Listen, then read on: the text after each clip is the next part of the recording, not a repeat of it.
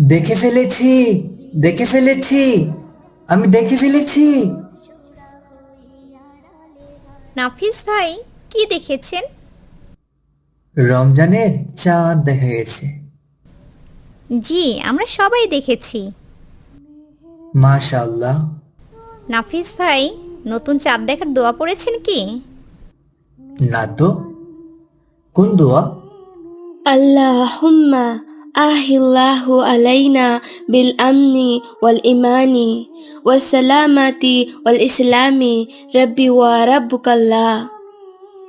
এই দুয়ার অর্থ, হে আল্লাহ, এই চাঁদকে আমাদের জন্য নিরাপত্তা, ঈমান, শান্তি ও ইসলামের সঙ্গে উদিত করুন। আমার ও তোমার প্রতিপালক আল্লাহ।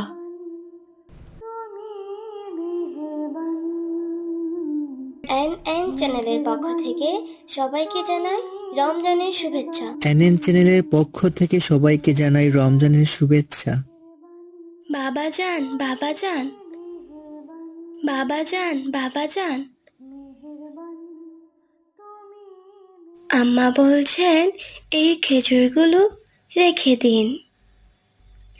রাস্তায় যদি ইফতারের সময় হয়ে যায় তাহলে এগুলো দিয়ে ইফতার করবেন। জি আমার শাহজাদি। আচ্ছা, তুমি এত মন খারাপ করে আছো কেন? আজও কি আপনি আমাদের সাথে ইফতার করবেন না? আর এই দুটো খেজুরে কি আপনার পেট ভরবে? আল্লাহর সন্তুষ্টির জন্য যারা রোজা রাখে, আল্লাহ তাআলা তাদের জন্য ব্যবস্থা করে দেন। আমি আল্লাহর কাছে দোয়া করব আপনার ইফতার যেন আমাদের থেকেও ভালো হয়। তোমার কাজে কোনো মনোযোগ নেই, শুধু চাও বেতন বাড়ুক। কর্মচারীদের সাথে এমন আচরণ করা উচিত না। ভাই, ওর চাকর যা ইচ্ছে বলতেই পারে। না না, এরকম করা একেবারেই উচিত না। করতে পারে। না, পারে না। তোমরা ঝগড়া করিও না। আমরা আয়েশাদের বাসায় যাই, তার আম্মাকেই জিজ্ঞেস করি।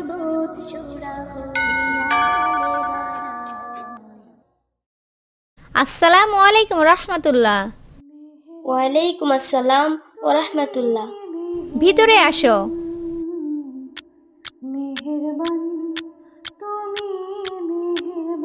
কি হয়েছে আয়েশা? তোমাকে এত চিন্তিত লাগছে কেন? না না, তেমন কিছু না। ডেলিভারি লোকটার জন্য অপেক্ষা করছি। ইফতারির সময় হয়ে যাচ্ছে, কিন্তু এখনো লোকটার কোনো খবর নেই।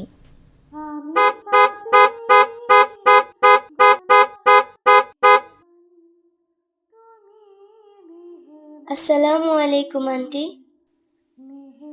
ওয়ালাইকুম আসসালাম। আন্টি, কাজের লোক ভুল করলে কি তার সাথে কড়া ভাষায় কথা বলা যায়? না, ভুল হলে ক্ষমা করে দেওয়া উচিত। ভদ্রভাবে বোঝানো দরকার, যেন সে কষ্ট না পায়। কিন্তু আমাদের এখানে সামান্য বিষয়েও মালিক কঠিন কথা শোনায়, বারবার অপমান করে। এটা কি ঠিক?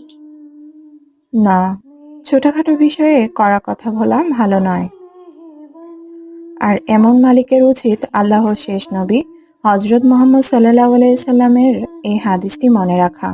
এক ব্যক্তি রাসূলুল্লাহ সাল্লাল্লাহু আলাইহি সাল্লামকে জিজ্ঞেস করেছিলেন, আমার খাদিমের ভুল কতবার ক্ষমা করব?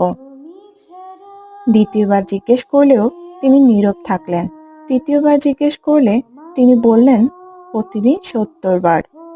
হযরত আনাস রাদিয়াল্লাহু আনহু ১০ বছর রাসূলুল্লাহ সাল্লাল্লাহু আলাইহি সাল্লামের খেদমত করেছেন, কিন্তু নবীজি কখনো তাকে বকেননি।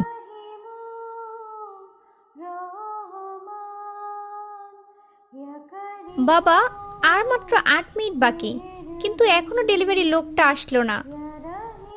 আসসালামু আলাইকুম ভাই, কোথায় আছেন? ওয়ালাইকুম আসসালাম। আমি আপনার বাসার নিচে দাঁড়িয়ে আছি। ভাই, কোথায় আছেন? আমি আপনার বাসার নিচে দাঁড়িয়ে আছি। কাইন্ডলি ফ্ল্যাট নাম্বারটা বলবেন? দয়া করে তাড়াতাড়ি ৩ তলা উঠে আসুন। নিচে যাওয়ার সময় নেই, ইফতারি টাইম হয়ে যাচ্ছে। কে?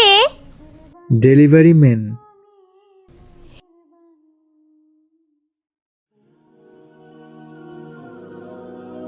হে আল্লাহ, এটা আমি কি করে ফেললাম? দয়া করে একটু দাঁড়ান।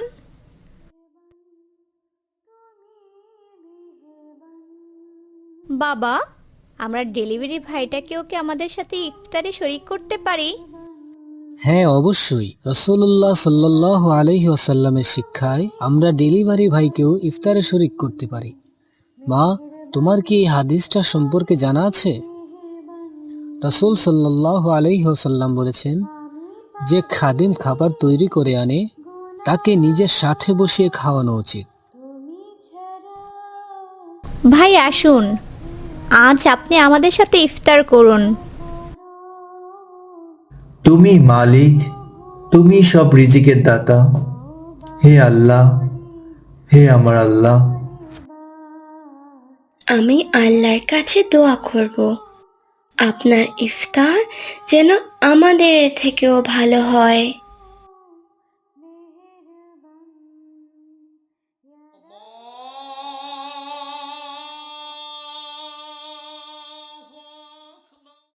যে ছিল মিষ্টি মেয়ে আয়েশা যে তার নাম, মজার মজার গল্পতে শিখাতো ইসলাম।